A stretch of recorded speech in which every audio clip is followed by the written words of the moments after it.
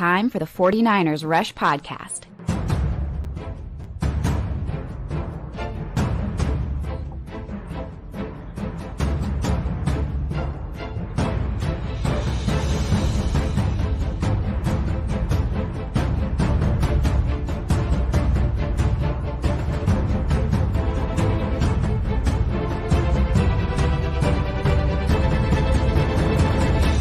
And here's your host, John Chapman.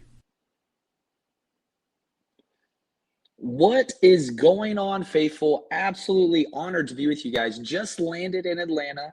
I'm actually at my cousin's house, who is kind enough to let me crash on his couch and hang out, catch up on some old times. He's not even here yet, so he might walk in the middle of this, but I thought it'd be great. There's just too much stuff to talk about right now. And so shout out to everybody. That's right, Victory Monday. Seeing everybody in here, hashtag CCs. I love it. It's been a give and take, right? Because the 49ers are in first place. The 49ers have done wonderful things. The 49ers are taking care of business like we needed them to do against a lesser opponent. You got the other team's head coach fired. You got the other team's defensive coordinator fired.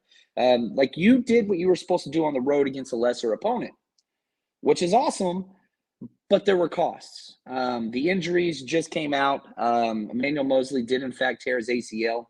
Which is just heartbreaking, absolutely heartbreaking.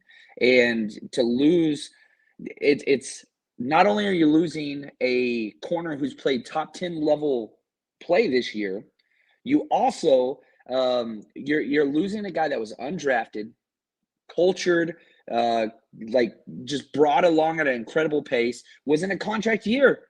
And somebody that hasn't been paid a lot of money by NFL standards for the level of play that he's brought to the 49ers. And now he's going to have to sign a one-year prove-it deal after he, goes through this rehab. It's absolutely just heartbreaking. Emmanuel Moseley's literally the spirit animal that is the 49ers roster that just, grinded his way, earned his spot, paid his dues, and got to where he was. It was about to get paid, was about to get extended. Now, again, the heart goes out for him. Jimmy Ward found out, broke his hand on the opening play of kickoff coverage, which was, he played one play on defense, which was interesting because he played that one play on defense. He was the third linebacker. They came out in a big formation. I'm going to do all the film breakdowns and stuff tomorrow morning. I'm going to get all those done, or at least get them all started. It's going to take more than one day for sure. I get to spend some time with family, but those film breakdowns are going to be key this week. I went through all the snap counts and positions and all that stuff. And it was funny because whenever they first broke the huddle, my phone died for the start of the game, of course. And it was funny because you saw Tyshawn Gibson, you saw Talonu and Hufanga doing their normal thing, but then you also saw Jimmy Ward in the box, and it was a double tight set. And so it was like, oh, he's not even playing nickel. This dude was playing in the box. And so, yeah, I don't know. It's been interesting. And, yeah, second most injured team again. I put this out on Twitter. For those of you, and I want to say a shout-out to Flo, man. The fellows from Germany that came out and hung out this weekend, they were incredible. And, I just asked him, he's somebody that's listened for several years. And I just asked him, like, what content do you like? Do you not like? And he said, that 49ers roster countdown that we did in the summer where we ranked 1 through 90. Every single player on the active roster before cutdowns on their impact on, kind of what this 2022 season is going to be. Well, I went back through this morning at the airport, and I was like, let's see how many have missed a game because of injury so far, okay? So these are the players that I prescribed, me, Coach Cruz, Josh. We all ranked these players on most important in the 2022 season before the season started, even before cutdowns, before preseason. Here's all of the players, just their numerical value, right? So 1 through 90. These are how many players have been injured already. And whenever I say injured, will miss at least one game. Number 1, number 2, number 3, number 5, number 7, number 8. That's just the top 10. 10, 13, 15, 20, 22, 23, 26, number 27, number 29, number 31, number 32, and number 37. And I had to stop after the top 40. All of those players on the most valuable this season, according to us, will miss at least one game. Most of them missing most. Yeah, Johnny, what's up? Johnny Dales is in here, man. 11 starters hurt. There's only 22. There's only 22. You want to get into the kicker? Our kicker's hurt. I feel like it's the Dumb and Dumber skit. Our pets' heads are falling off. Like, it's that bad again.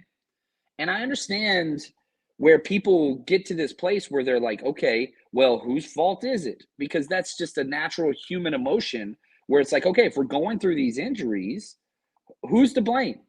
Well, who knows?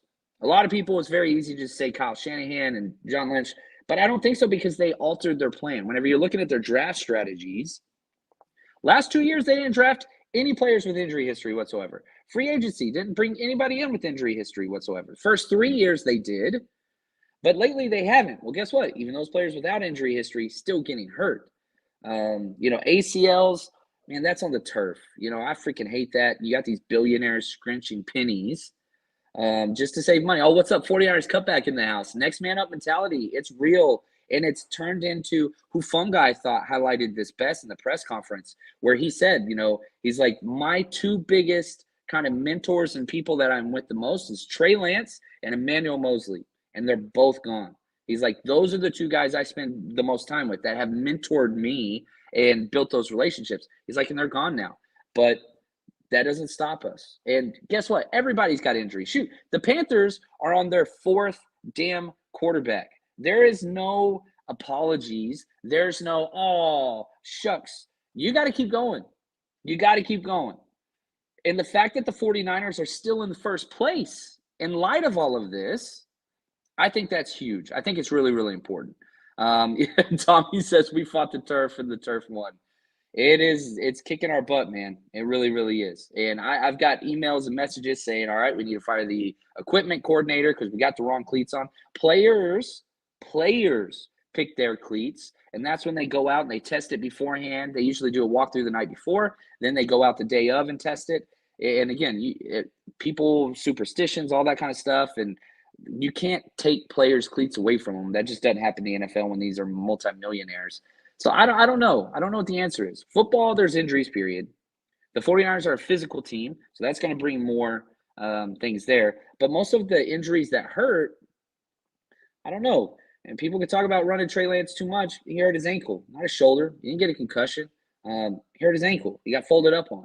And maybe he shouldn't have been running in there. He would have been folded up on. Cool. Emmanuel Mosley, and I even had people saying, like, why was he in the game? You were up 2 scores. You're up 15 points with – it was right at 5 minutes left. That's the right call. Like, I can't stand when Shanahan doesn't get other people work. Like, Jordan Mason should have got carries that last drive instead of Jeff Wilson Jr. He already had his day. So there were times where I do believe Shanahan should – mitigate risk more so by getting the backups in. That point wasn't one of them. I mean, if they caught that, where Mosley got hurt, if they scored a touchdown on that drive, it's a 1-possession game, and it would have been like 3.5 minutes left. No, it was the right call to keep the defense in at that point. Later on, maybe not so much. And so it's not as, just black and white whenever you're looking at those things like this person's at fault here. It's football.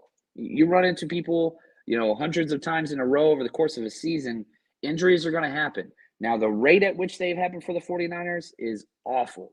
Aspra says, how many more turf games? I don't know. I don't know the answer to that. That's a good question. I don't know the answer to that. But what we do know the answers of, I wanted to just touch base briefly on Pro Football Focus grades. Now, obviously, anytime you win the way you won on the road, by 22 points, you're doing great. 37-15 is a rout, especially on the road. I mean, again, head coach in DC fired. So that should tell you a story. Fans didn't show up to their game, and the fans that did show up left early. I mean, it was just nothing but Niners everywhere in that stadium, everywhere in the city. It was just red everywhere. It was absolutely incredible. Now, Atlanta, I'm pretty excited about Atlanta because I think this one's going to be huge. And if you're around the East Coast, man, come out, party with us. It's going to be absolutely incredible. We've got a lot of stuff planned. And, man, I'll say this.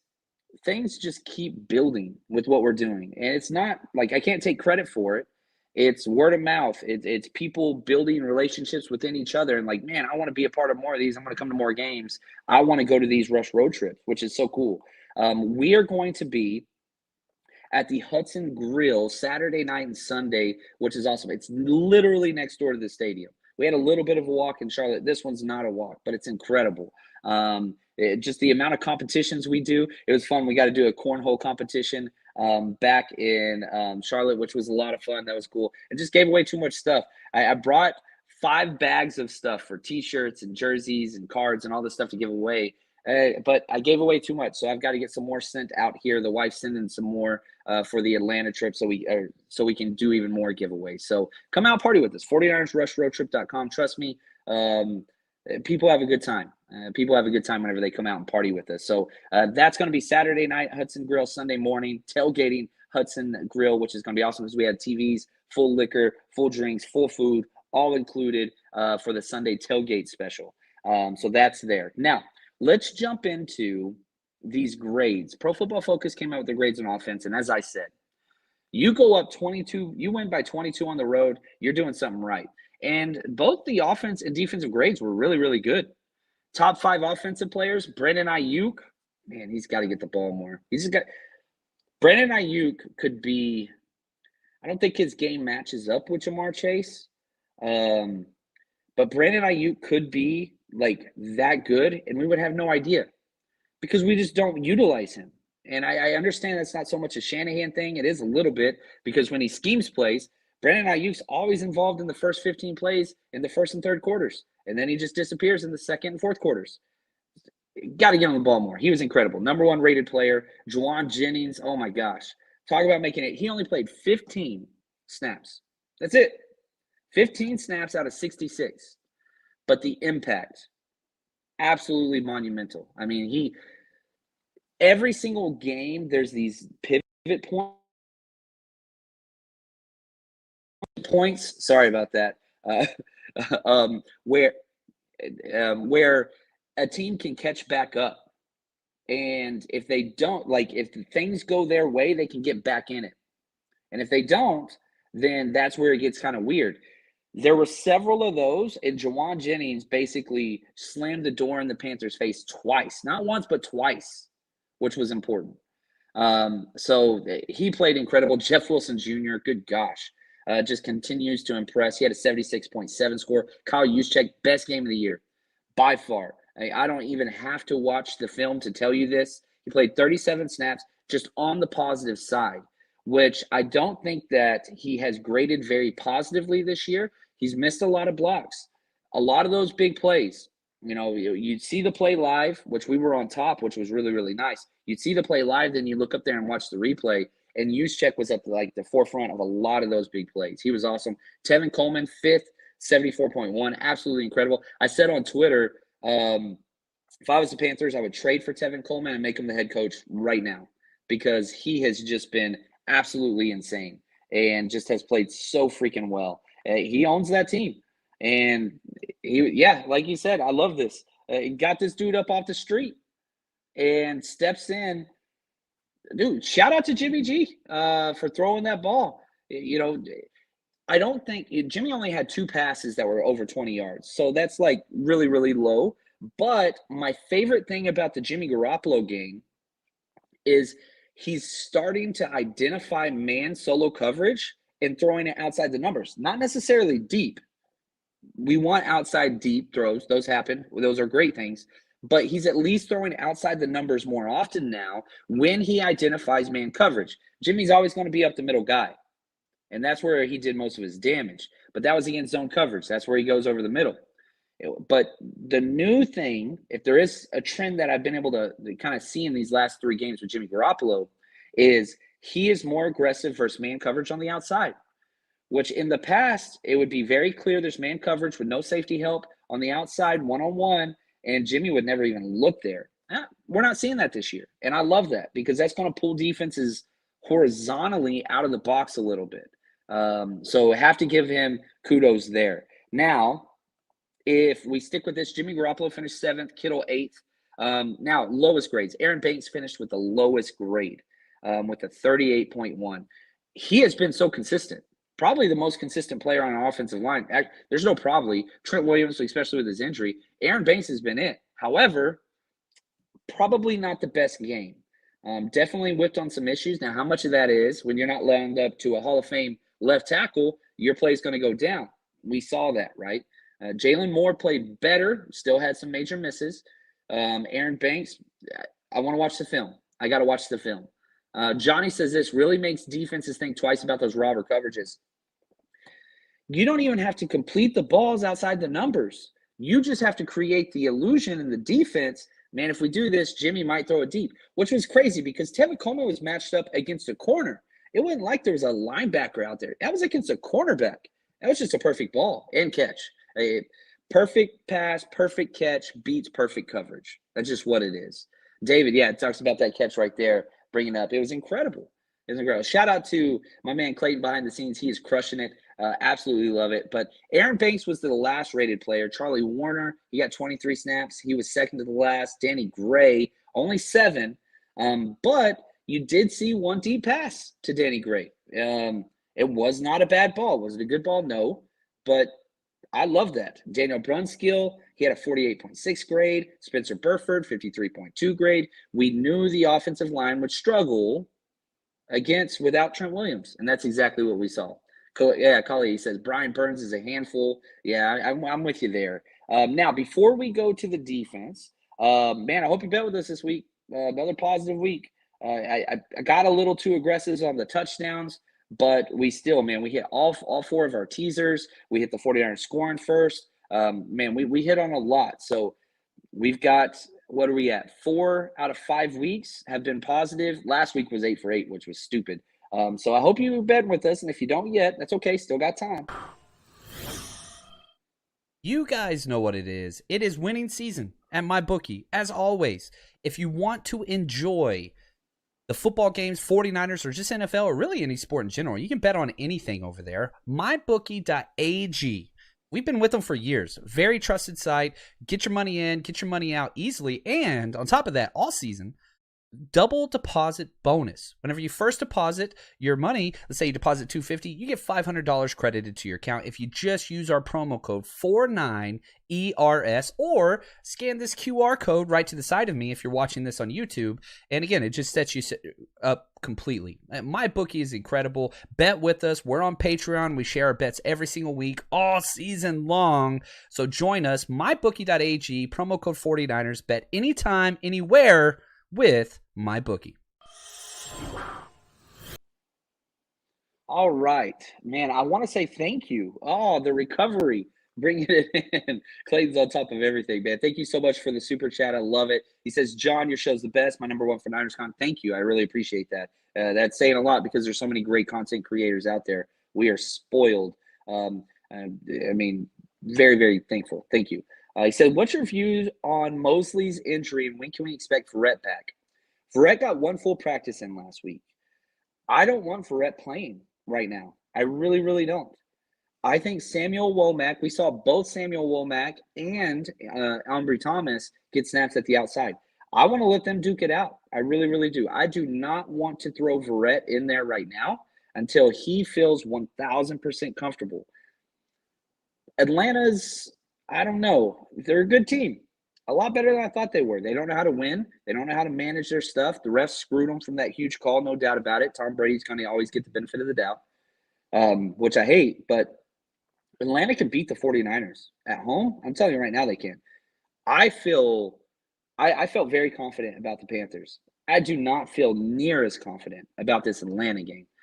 But they do have good skill position players. I think Verrett should be activated, and I hope he is activated this week.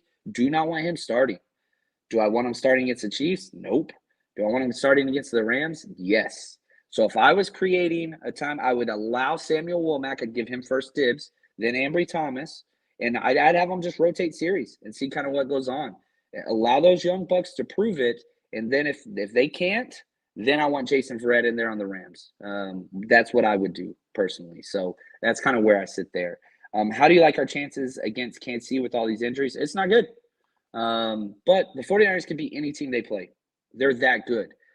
If they stay out of their way, they can beat anybody with this roster. That defense is just unbelievable. It's so freaking good. If you look at again, okay, these are the updated defensive ranks. first in total points allowed, first in total yards allowed, the fewest first downs in the NFL, fewest passing touchdowns, best yards per rushing attempt, most tackle for losses, most sacks. And yeah, the injuries, they're going to mount up, and the injuries matter. And, Bosa might not be out there, whatever. It's not like it's just Bosa. They kept hitting the quarterback even after Bosa was out. So I'm not too worried about our defense. We've seen them be successful with a whole bunch of injuries. I am worried about the offense. If the offense doesn't turn it over, the special teams doesn't get kicks blocked and give up giant returns, just don't beat yourselves. You can beat anybody. I don't care what team in the NFL. The only thing, there's a couple teams that are just real poor matchups, and I would say that would be the Bills, the Bucks. Kansas City is probably next tier for me, that I'm like, if they're hitting on all cylinders, that could be problematic. Anytime you got a quarterback like Mahomes, it just changes things. But the Bills and the Bucks are probably the two biggest schematic and roster concerns for me in the NFL. Not the Chiefs, but the Chiefs could blow us out at home. There's no doubt about it. If we show up and we start turning the ball over, special teams are bad, and their offense starts clicking, could be bad. Could be really, really bad. Dan says, some are saying we should sit Bosa and Trent in the Atlanta game until they're medically cleared. Yes, I would do that as well, for several reasons. One, this Atlanta game on importance of game is at the bottom of the barrel. It's not a division opponent. It is a weak opponent on the road that you should be able to sneak a win by. 49ers are going to be favored huge. I haven't looked at the spread yet, but it's going to be a lot. Probably close, probably about 4.5 or 5 points would be my guess off the top of my head. But somebody tell me and throw that up in the chat if you don't mind. But the idea is this, like, if you put Bosa out there and he re-aggravates something, or Trent and he re-aggravates something, you're in trouble, because not even the Kansas City game. While I understand fans see that as such a valuable game, it's not even a conference game. It counts in the wins and loss and power rankings, whatever. I care about playoffs. So that matchup in 2 weeks against the Rams, that's the one I care about. Not this one, not that one. They matter, but they're not top 10 type games against us. You know what I mean? They're not. You got to err on the side of caution and health and longevity. The 49ers are playing for a Super Bowl. We're not playing to barely get into the playoffs. We are playing for the long term. This Atlanta game will not determine that. Let's say you lose to Atlanta. Guess what? The 49ers are still in first place no matter what every other team in the NFC West does. Even if they all win and we lose, we all have the same record, but we're 2-0 in the division. You got to own those tiebreakers. Falcons aren't going to the playoffs. That's not going to be a head-to-head tiebreaker. That waved by a long time. And Coach Cruz said 5.5. So there you go. So we're almost touchdown favorites on the road again, which is different. So you don't – this isn't push all your chips in to beat the Atlanta Falcons. It's an early game, right? Like, I'm not saying it's not important. I'm out here. I'm in Atlanta right here 6 days before the freaking game because I'm crazy. But that's okay. I love my wife. Love you. She's not watching, but thank you. It matters, but in the big scheme of things, it's not everything. Does that make sense? And yeah, Tom Pelissero just tweeted, the Bills are in talks with the Panthers on Christian McCaffrey, which Johnny, shout out to him. He tagged me earlier. Should we be trying to trade for Christian McCaffrey? Yes and no. The price is right, sure. If they can eat some of that salary, sure. What are you willing to give up? Because he's not going to be cheap. It's going to cost a second-round pick minimum. Do we want to do that on a running back with a lot of injury history? Would it be incredible? It would be. It doesn't seem to be the 49ers persona. And again, it could happen, and it would be amazing. God, it would be amazing. But the idea is this. Look at the 49ers running back room right now. It's the fact that you're getting what you got from Jeff Wilson in back-to-back weeks. Tevin Coleman showing up. Guess what? TDP is going to be back soon. He didn't go on IR. I'd say one more week. I would say probably TDP will be back on my game. My guess is probably the Chiefs game. Elijah Mitchell still got probably till the bye week. So he's coming in. We got 3 more games than the bye week. So TDP probably misses 1 more game. Then you got Elijah Mitchell missing 3 games. After that, then you're going to have Jeff Wilson as your number 3. He probably keeps the number 2 job, but you're going to have a decent amount of a stable of running backs that you can move things with, not to mention Debo. So would I be upset if we traded for him? No, absolutely not. It would be incredible. I don't think we should, unless I would call. Here's what I would do. I would call and say, hey, here's what I want to do. I want to send you 2/3, and you send us back 2/5. What do y'all say? And if they say no, say, hey, we got any wiggle room there? And if they say no, then we hang up. But like John Lynch has been known to, turn over the rocks and look for every single thing. And so I respect that. And so if we got him, it'd be amazing. There's no doubt about it. It would definitely, he's so good. He's so good. He played really good against our defense, let's talk about that. Let's focus on that. The Pro Football Focus defensive grades. Charvarius Ward, number 1, a 90.6, elite, all-pro level play. He has given up the least amount of separation in the NFL of any corner. He's been magnificent. He has been absolutely incredible. Fred Warner, number 2, probably one of his best games we've seen in a year. Awesome, 87.1. Drake Greenlaw, he's on pace for over 150 tackles, ladies and gentlemen. Like, he might lead the NFL in tackles. Was everywhere. He had a 78.7. Gibson was 4th with a 76 grade. Oren Burks got 19 snaps. Played really well, 73.3. Bosa, 69.5. Mosley, 66. Then we go to the bottom. Demo, based on analytics, was his worst grade. They went after him like crazy. They targeted against him 11 times, which is nuts. Samuel Womack got 15 snaps. He played some outside. Not good. 39.1 grade. Kamiko Toure, I love seeing him get snaps, got 19, but didn't grade well. 41.5. DFF, he got a 45.2 grade.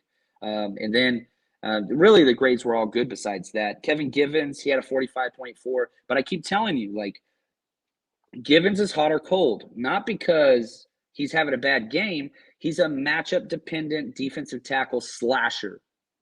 So whenever you're going up against these, I don't know what you want to call them, kind of more mobile guys, whatever, he loses a little bit of his advantage. He doesn't get to slice near as much as he wants to. So I'm not worried about Givens. I do hate that we have such lack defensive tackle depth now. But, man, Charles Omenihu was incredible. He played all over the place. And he had 5 pressures. Like, that's somebody that stepped up huge. Samson Ebukam stepped up huge. And – yeah, Johnny says some of these D-line grades seem suspect. The film's going to help a lot, but there's no doubt, again, just go back to the total numbers of the game. They had 308 yards, which is pretty freaking awesome. So somebody did pretty good. You look at their rushing, they only ran for 64 yards. So I don't know. The grades are always interesting. What's up, Josh? Hey, can we go back to that comment from me? Thanks, Clayton. He says, Givens still got in there and messed up some run plays. He did. And that's kind of what you're going for with him, is just a problem, havoc creator, which I hope will continue. But I don't know. I'm feeling great about the state of the 49ers. And Avion, thank you. Drake Jackson is for real. Okay, and he's going to start getting more and more snaps, and we projected this. The Bosa injury is definitely going to inflate that, but it's not like with Bosa out, there's just a bunch of like no-name guys out there. No. And yeah, do you have 3 out of 4 of your starting defensive line rotation out? Yeah, and that hurts. Eric Armstead, Javon Kinlaw, Nick Bosa. That's awful. But the team is what's key. And so if you can plug those guys in and sneak some wins out, get them back healthy, we're going to be all right. What's up, Kelly? Good to see you, brother. He says, can we all agree that Kyle and John built this roster beautifully? Thank you. 9+ key injuries, and we are still very much contenders.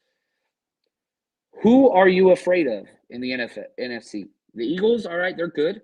No doubt about that. They're good. But I ain't even worried about it at all, man. So I don't know. I'm feeling very, very good. Now, if you haven't yet, go check out our Patreon, patreon.com/49ers Rush Podcast. We're still getting all the breakdowns done, even though I'm on the road and all that stuff. I'll be somewhere breaking down film. Might be a Waffle House. I love Waffle House. I love being in the South. I'm going to gain some weight this week with a smile on my face. So we'll see there. But so just be patient with me. The schedule's going to be a little bit off, tomorrow, our John and Wayne show, we're going to do it later in the week because Wayne's coming to Atlanta as well. Also, do have to say this. My dad was a huge Braves fan. He lived in Atlanta, so I have a lot of family here. So the Braves playoff game, I'm going to be going to that tomorrow during the typical time that we have our John and Wayne show. But don't get me wrong, we're going to be doing a live in-person one probably Saturday, which is going to be a lot more fun. So schedule might be off a little bit this week, so grant me some leniency there. But trust me, all the 49ers Rush content, it's still coming towards you. Just might be a little bit later than normal. So please be patient there. I want to say thank you to Clayton, the man behind the scene. I love it. Oh, Yatsik, I love it. He says, go get John's Patreon. Thank you so much, man. Appreciate the support. And all the people over there, man, just how supportive they are. And thank you, because that allows us to do these trips. That allows us to do these giveaways. It allows us to throw these tailgate parties, which is really fun and very thankful that not only I get to be a part about that, but that we are creating active spaces for the 49ers community to grow and thrive together. And probably my favorite part the whole night. So we were giving all these giveaways away, and this one family won 3 jerseys, which was awesome. They won the trivia competition, whatever else.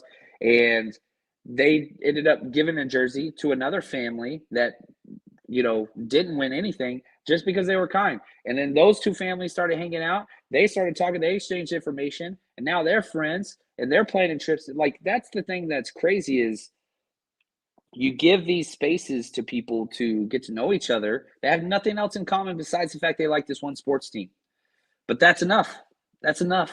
And you start getting that. And so do also want to say shout out to 49ers Mike.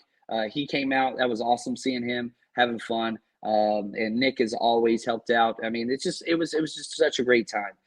Vicky, she's always she's just incredible people. And so we continue to amass this team of people that just want to get together and have a good time. And I love it. I absolutely love it. So thank you guys. Appreciate all the support.